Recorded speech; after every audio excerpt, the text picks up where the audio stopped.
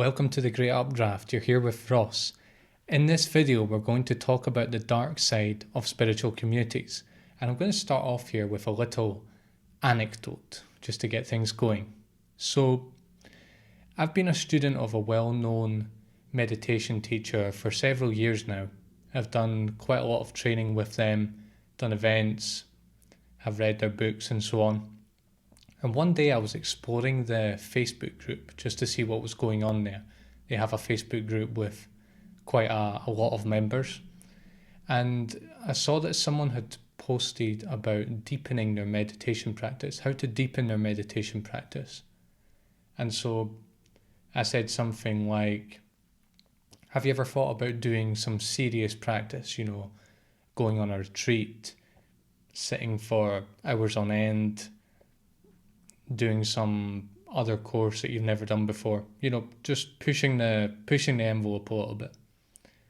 It actually turned out that this member, the person who'd posted, was a senior member of the group. And what they did was they replied to my suggestion with a kind of nasty comment saying, yeah man, I'll think about it. Because I said, have you ever thought about it? So they said, yeah man, I'll think about it. Something like that. And then they responded again with their meditation CV. They attached their meditation CV, which was just a long list of all the events and teachers and books and all the resources they'd used in their practice. And they also told us all how many hours of meditation they'd done. And, on the surface, that might seem quite innocent on the surface. It was really the tone that was used and the way they spoke to me. I was like, yeah man, I'll think about it, in a very rude way. And I was quite angry and annoyed by their comment. All I'd tried to do was suggest something. I didn't realise that they probably already knew everything that I was saying to them. And so they decided to ridicule and ostracise me in a small way. Fair enough, it's nothing too serious, but it was enough to aggravate me. And I actually reported this to the group admin because I felt like they really didn't show me any respect, and the group admin never got back to me on it. Maybe they were the same person, I don't know. And I've actually had a couple of other experiences with that same person, and it's kind of created a little bit of trauma inside me, to be honest.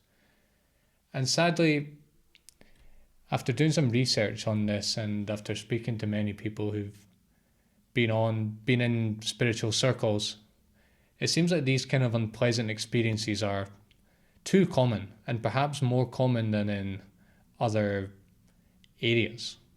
And spiritual communities, they often sort of, on the outside in their website and how the members talk about it, they sort of come across as being these incubators for human potential, the place where you come to do self-transformation work, a place to connect with like-minded people, to inspire yourself, to inspire other people. And they often paint themselves to be the pinnacle of human morality.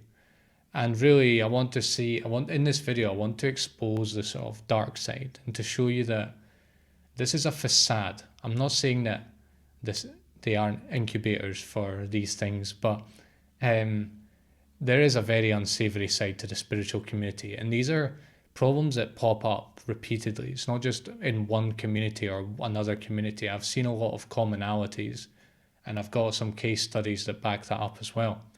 And really my intention here is to help protect new people going into these communities, to just have them look out for the signs, look out for what kind of community it is before they have beyond their preconceived ideas of it and beyond what they're told as they join for the first time or they have their first experience in the community.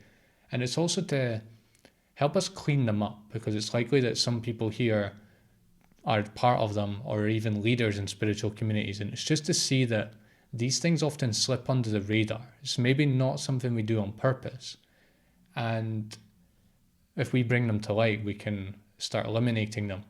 And it's also to help them meet their own standards of morality and justice that they seem to hold so dearly. and not just preach it and really fall way short of their own standards.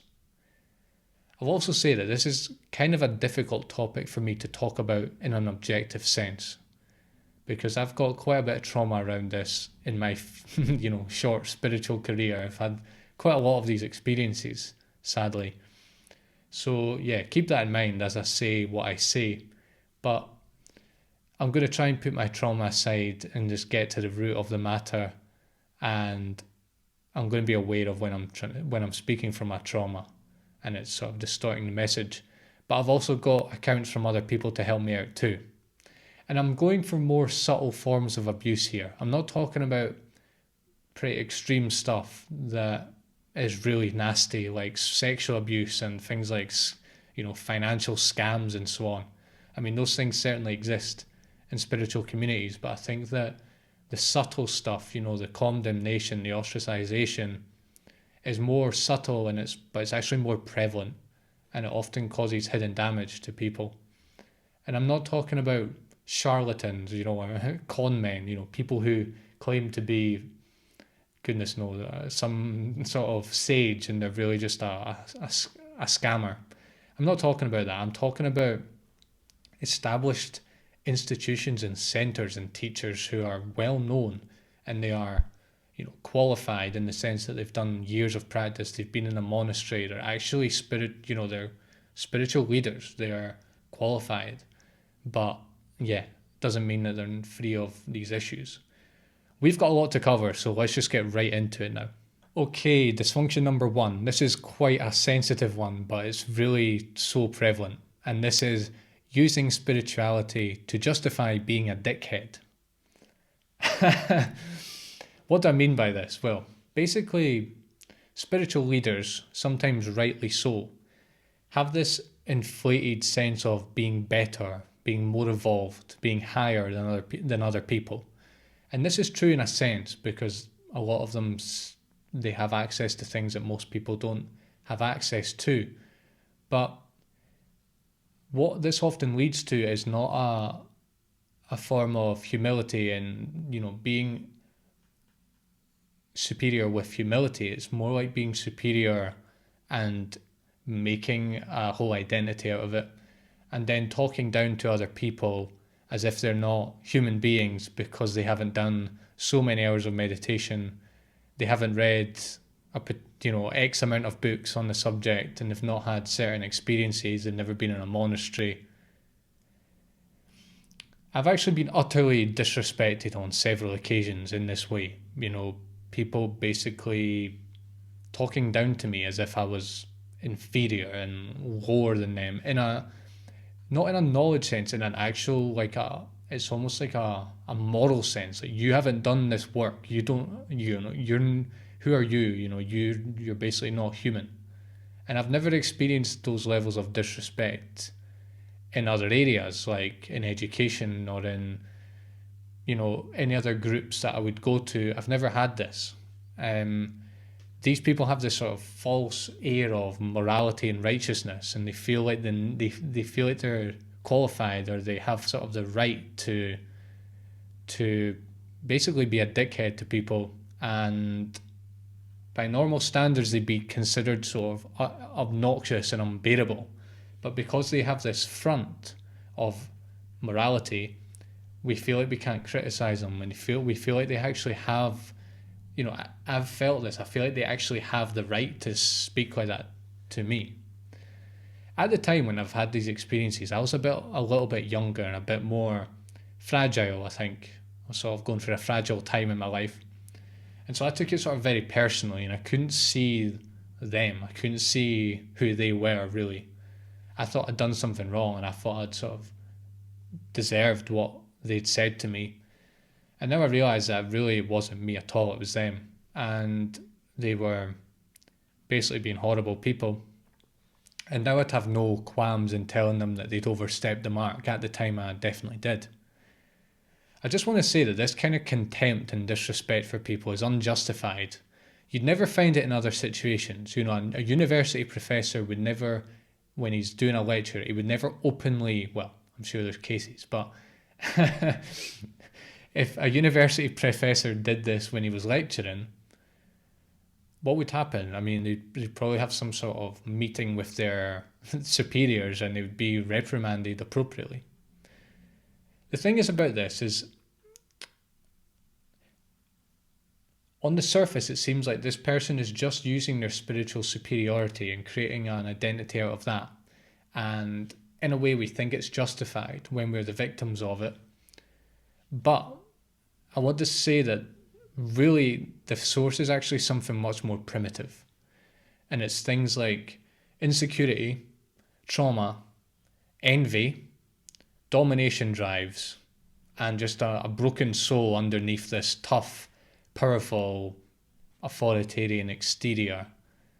And so really the source of the problems is it's unacknowledged psychological trouble, and just unacknowledged shadow material as well, impulses and desires that have gone under the radar and still drive them despite their moral air. And that actually generates some sympathy within me, when I think of myself, when I'm feeling hurt, when I'm feeling victimized, that's when I sort of lash out. And that's when you'll see the not so high Ross. And so that does generate sympathy with me. And it sort of helps me overcome my trauma a little bit. I also think that in the spiritual world, we're very kind of, what's the word here?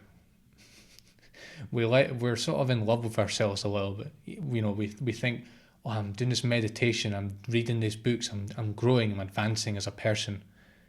And you get sort of this free reign to think of yourself as someone better, almost in a moral sense. And there's no impunity, there's often no brakes on that. It's kind of like you can think yourself to be as good as you want to, and that's better because the better you think about yourself, the more spiritual you are, or vice versa. The more spiritual you are, the better you feel about yourself. And really, well, I won't go into the issues with that, but basically we're given free license to think that we're better. And I'm not saying that we don't acknowledge our greatness, we don't acknowledge the good parts of ourselves, but we often just take ourselves too seriously, especially when we start leading people in their own spiritual life. What's the solution to this then? If to stop yourself becoming that person, or if you already are that person, to rein back a little bit? Well, I think to see, and I'm going to cover this point again later in the video, but it's basically to see spirituality as a skill, like another area in life, not the number one area. And if we're good in that area, then all of a sudden we have the right to start looking down on other people. Put it this way, if you had a student, you were a maths teacher, and you had a student and you were a good teacher,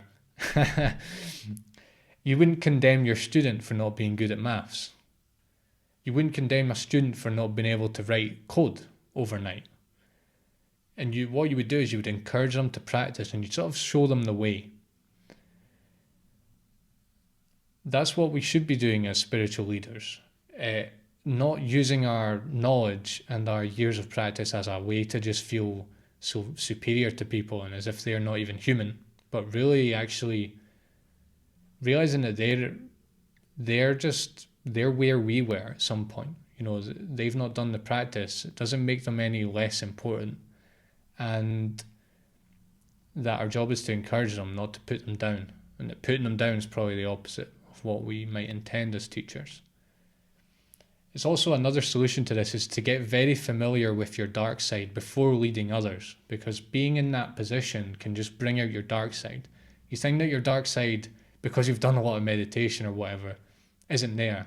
Of course it's there. You're a human being and you have all these levels within you, these levels of operation, and a lot of those are quite dark. And while we might push them under the surface, we might not say we like domination. It'll be like dominating other people. We might not admit to the fact that we're all envious, but the fact is that we are. We all like to feel better than others, and we all feel envious as well. And even those two components can have a really dark impact on other people when we're trying to lead them. Great, just to close this little dysfunction out, well, little is quite a big one. Here is Think Before You Act from Reddit. Quote, "The best spiritual teachers are humble and don't pretend to be above you, despite showing great knowledge. The worst spiritual teachers humble you to them so they don't have to fully explain their supposed knowledge."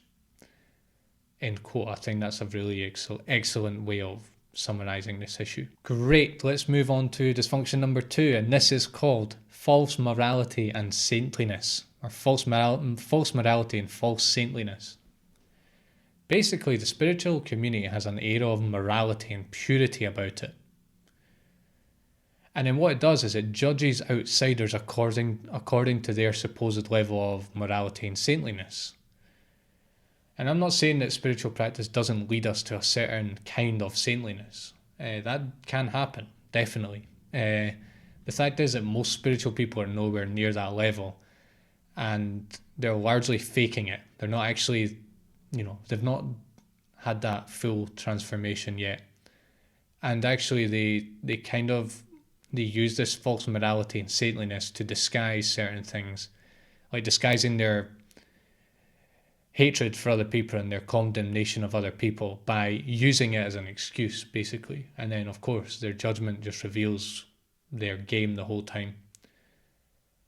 And another sort of related thing here is that we tend to use consciousness as a measure for everyone and everything. So it's like the people with lower consciousness aren't so good, aren't so human, aren't so moral and pure, and then people with higher consciousness are more moral and pure. And yeah, well, that's actually quite immoral to say that, quite ironically. I actually had a girl say to me once at a retreat, "It doesn't seem like you're very conscious, And she said this to me because I was a little bit clumsy that day. I was like a little bit stuck in my head, a little bit clumsy on my feet. And she came out with this remark in a very sort of dismissive way. And yeah, this is exactly what I'm talking about. It's like, if you're not conscious, whatever that means, seems to be 100 definitions of it, you're not included, you're ostracized. And actually that judgment itself isn't particularly moral or saintly or loving. The point here is that underneath this cloak of false morality and saintliness is really it's a much more prosaic reality. As I was talking about in the first dysfunction, it's shadow dodging. That's what it is. It's not acknowledging those darker sides within ourselves, realizing that actually we don't just have access to high morality and high saintliness or saintliness. We actually have access to all the human motivations, drives, needs, etc. We all have impulses and desires that are quite dark. And in pretending that we're sort of morally superior or saintly or pure or enlightened or conscious or whatever, we're missing our own shadow. And even though we might have tapped into these higher levels, it doesn't mean that stuff isn't there. And it doesn't mean that we can ostracize other people for expressing them. So yeah, basically this is a veneer that's trying to disguise our own inner darkness. And if we recontact, this is a solution, if we recontact that inner darkness deliberately over time and reintegrate it into our personality rather than it operating in the background and like a puppet master, we're in a much better position to be part of a spiritual community. And we're just going to live much more whole, integrated lives than if we pretend that we're moral and saintly all the time. Great, let's move on to dysfunction number 3, and this is called false niceness and oversensitivity. What I've noticed in my spiritual journey is that spiritual communities are often very feminine. I'm not necessarily saying there's lots of women in them. It might even be more men or an equal amount. And I'm not getting into all this proportionate stuff. That's not what I'm talking about. I'm talking about the vibe. I'm talking about the the feelings and the emotions that are there. It's often very feminine, and you're taught things like you have to be nice to people, you have to hug one another, even strangers. You have to even bow to one another. You have to be kind to everyone. You're not supposed to express your anger because you're not being spiritual if you express your anger. You're not supposed to assert yourself. If you assert yourself, you're impinging on another one's purity, and you're not recognizing the God within them. And yeah, this is quite weird, really. You're judged if you don't toe the line. This isn't a matter of personal choice or personality. If you're not nice to people, if you express your anger, you're ostracized. And I'm not saying we get away with being dickheads to people, but we have to balance it. Are we just pretending to be nice, and we having this sort of false oversensitivity to people because we're actually not realizing that we're denying a lot of the darker sides of human nature.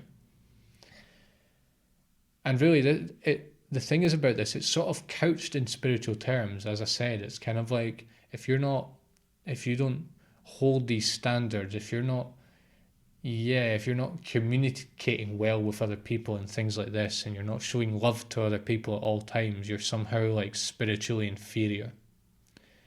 I think this actually might stem from sort of this artificial Christian piety and charity that Christians often have, even if they're really not disposed in that way. They feel sort of this moral obligation to uphold the dogma in the Bible, like love thy neighbor, and they do it through gritted teeth. And then they sort of preach in a very un-Christian way the need to be pious and charitable to other people. I think this has sort of inspired me to ask myself the question, like, really, what is spirituality at the end of the day? One of the things that I picked up very early on in my journey, before I've really actually had some really deeply transformative spiritual experiences, is I thought it was all about sort of community and love and togetherness, like very hippie, San Francisco kind of vibe. But really, we have to look beyond this. Is it really just about being nice to one another? Is it really about just forming community, or is it really actually about a real transformation? And I would argue that it's the latter. And of course, we want our spiritual practice to inform our moral life, our personal life, our communication, and so on.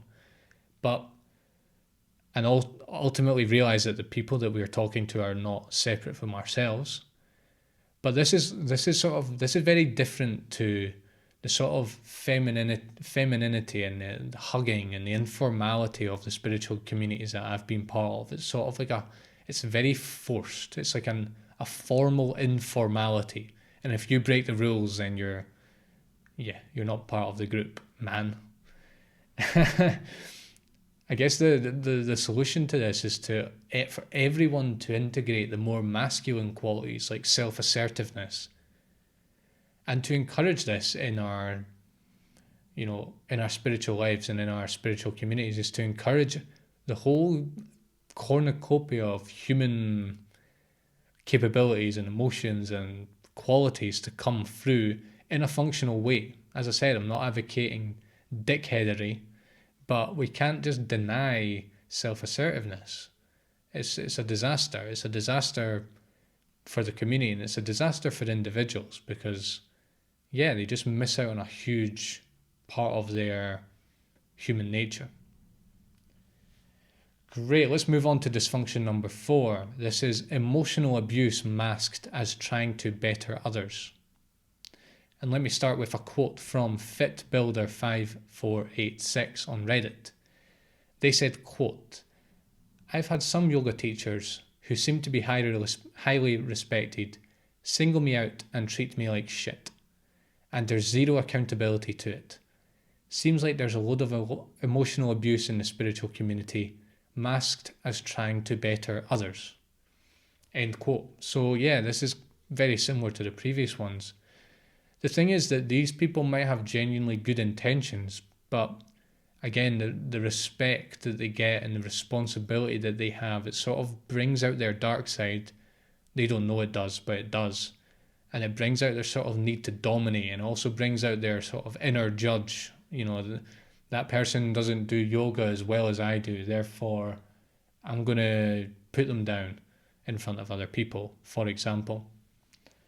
What I think is happening here often is that these teachers, they grow so much. A lot of these teachers have quite dark backgrounds, and they grow a lot through their spiritual practice, and they might not deal with those earlier traumas that they've had, and they also just plain don't acknowledge all those lower drives that still govern them in certain ways.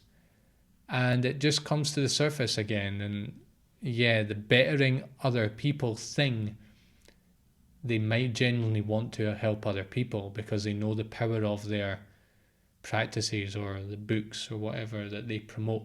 But yeah, they're not realizing that there's all this other stuff driving them. I guess what the solution here is, there's a couple of them, is to really look at all our own motivations when we're trying to help other people in a position of leadership. And I say that to myself. And it's also to put ourselves in the shoes of other people, be empathetic, and ask ourselves what they really need in that moment. And I guess if we asked ourselves, does someone really need condemnation and anger and belittlement? The answer is probably not. And from that place that we can enact and we can actually give people the advice they need, rather than, just enacting all our lower drives unconsciously.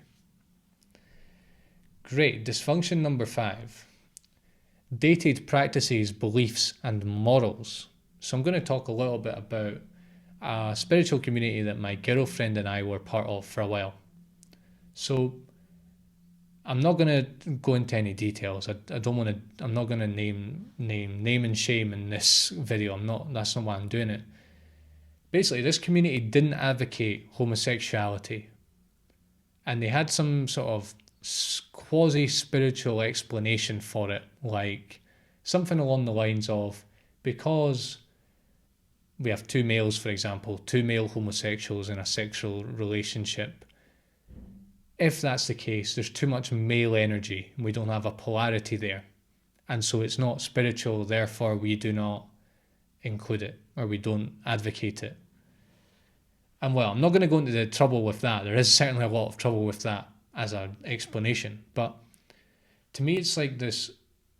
There's a couple of things here. You're using a sort of quasi-spiritual explanation for something that is a very sensitive topic. And it's easy, people often look for other explanations for their own prejudices when it comes to topics like this. My point being that they might have actually been very against homosexuality just because of the basic prejudice that we have towards it, but they're using it, this spirituality, as a front. I guess the other dysfunction here is that they're not living in the 21st century. This was in Britain, I live in Britain. This was in Britain in the 21st century. I mean, homosexuality is a thing now. It's part of culture, and it's legal. You can get married now. The genie's out of the bottle, and when spiritual communities live in the past, they not only bring down their members by giving them quasi-spiritual explanations for dated morals and values, they also just remain in a time trap, and they find it hard to encourage new people to join. Hey, we're this new community, but we don't advocate homosexuality. Right, that's not going to fly in the 21st century in the West. Certainly not in the West. And yeah, it's like perhaps they're just putting lipstick on the pig. The pig is that they're actually homosexual. They're against homosexuality. And the lipstick is that there's some sort of quasi-spiritual explanation for it. There's also more things, and I couldn't give a full list, but things like ritual bowing, rigid rules in the community, um, dated chanting and singing.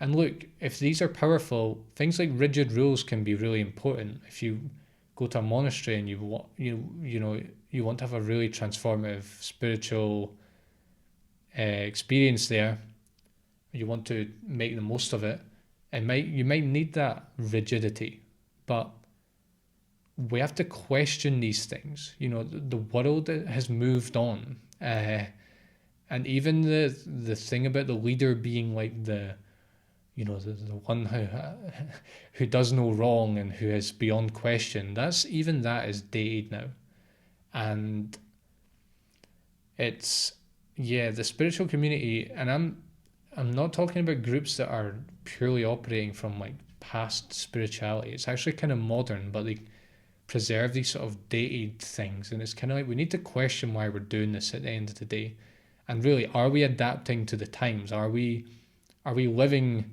in God's creation as it is at this time, or are we staying stagnant 200 years in the past or even more? And I think this is really important, just to incorporate the times and not reject them, and also not to reject the past, but have some sort of context for it and not just mindlessly use certain things because they've always been done that way. Great, finally, let's get to the final dysfunction, which is spirituality dominating to detriment of other areas in life. I think this is my favourite trap, because it's one that I've fallen into and I see it so often in other people, and it's kind of, it saddens me, to be honest. What do I mean by this? What I'm saying is that some people emphasize spirituality or meditation, yoga, whatever it is, so much that it basically becomes the only thing that they're interested in their life. And it's the only area in their life that they're interested in developing.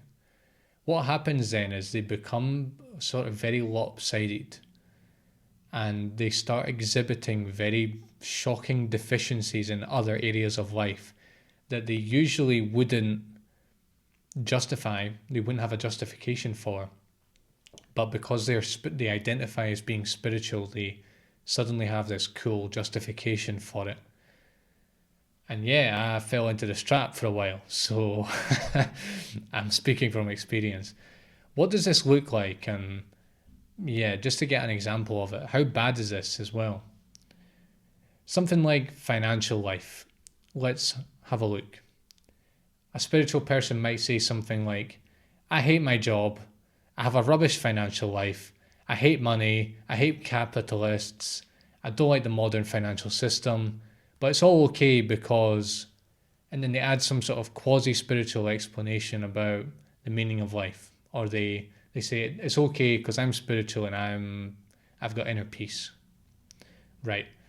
Let's flip this around though, and let's say that someone who loved money said something like, I hate spirituality, what a load of nonsense, there are a lot of new age hippies living in the forest, meditating, I just want to make lots of money and have a big house and drive a nice car.